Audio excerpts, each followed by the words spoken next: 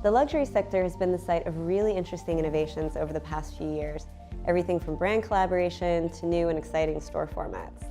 So we've asked Annette Healy, Executive Vice President with CBRE in New York and certainly an authority on the luxury market, to share some of her insights with us on how high-end retail is responding to, and I would say even leading, category change.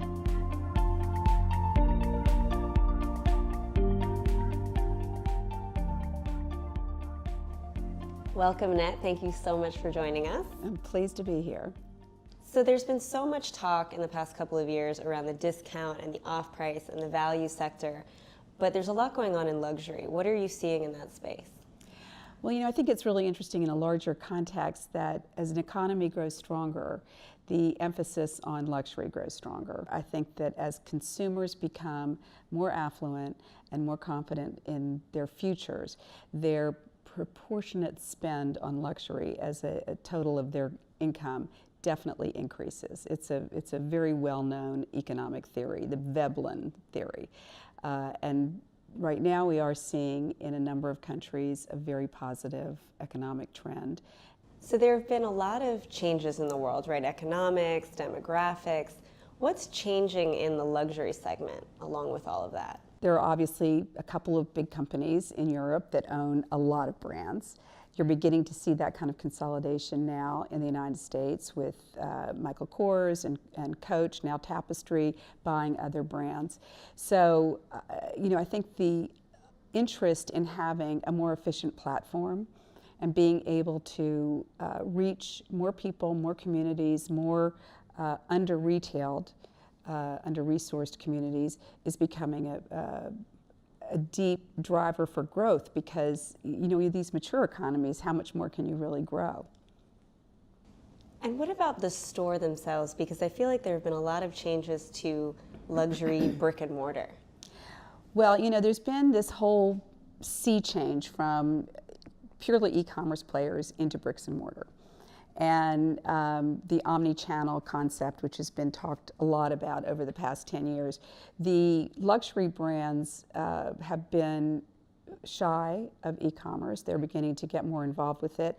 But their expertise is in customer service and delivering a fabulous shopping experience. And they're honing that and making it much more of a part of their culture. I was talking to one luxury brand the other day who's actually adding back-of-house space because they want to create a better environment for their sales associates so that they are not crammed into a small space when their customers aren't there, but they're living the dream, having a luxurious experience just going to work so that they can then communicate that more effectively to their customers. So a company like that is actually going to be looking for a larger footprint rather than a smaller footprint. And it seems like the experiential retail trend that's hit pretty much every segment in the market is hitting luxury as well. I mean, in terms of food and beverage and other experience-oriented offers within the luxury stores. Where do you see that going? I think that's only going to grow. I think creating dwell time is critical for these stores. And I mean, there's a famous example in New York right now, a furniture store downtown that has also a dining component. So you can have your lunch or dinner and be eyeing a beautiful table over here. Restoration Hardware, RH, just finished their mansion in Manhattan. Their entire top floor is food and beverage. And it's, the idea that you come for breakfast, lunch, or dinner, and that it's part of being in the store. And who knows what is going to catch your eye as you're walking through or out. So the hospitality portion of luxury retailing is really something that is being focused on intensely. And so what about the real estate strategies of luxury brands? It seems like traditionally you had your key prime high street locations and that's where you went. Is that changing?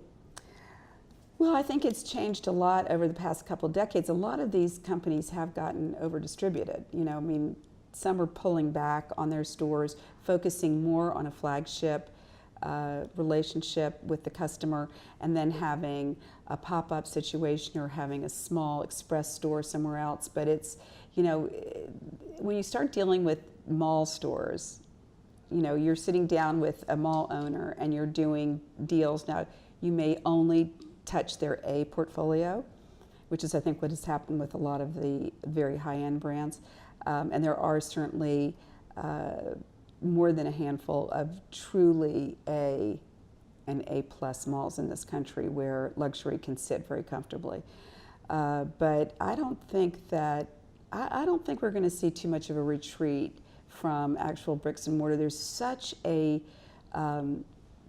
connection to the customer, the ability to have trunk shows, to have the designer come and build something around that. All of that just creates a much stronger connection with the customer. It's very hard to do without your store. So the flagship is not anywhere near dead? Absolutely not. I think it's on the comeback. Seeing a lot of flagships being renovated. So if you look into your crystal ball and you say this is the future of luxury, what do you see happening, changing? What are the biggest shifts on the horizon? Well, again, we're very subject to the whims of the economy, so confidence is critically important. I think that we're going to see much more engagement on the e-commerce side. It's just too important.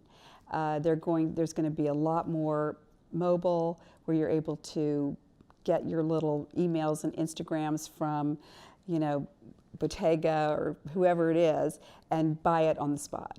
And that is what the millennials want. They want seamless, they want frictionless, they want it delivered and not worry about it. I think that there's going to be a lot more use with artificial intelligence in terms of creating a better environment for understanding what a customer wants before he or she actually walks in the door. So building on the algorithms, understanding what size the customer is, understanding what kind of lifestyle they have, all of that creates an efficiency that is highly valued by the luxury customer now, and I think only more so going forward. Well, thank you so much for joining us, Annette, and for enlightening us with your luxury insights. It's my pleasure.